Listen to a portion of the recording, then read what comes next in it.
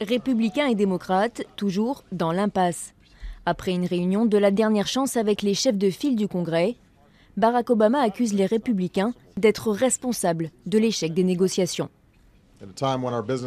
Alors que nos entreprises commencent enfin à voir le bout du tunnel, qu'elles ont commencé à embaucher, qu'elles ramènent des emplois aux États-Unis, nous ne devrions pas faire des coupes budgétaires stupides et arbitraires. Ces coupes budgétaires vont réduire les dépenses dans des secteurs comme l'enseignement, la recherche, l'infrastructure et la défense.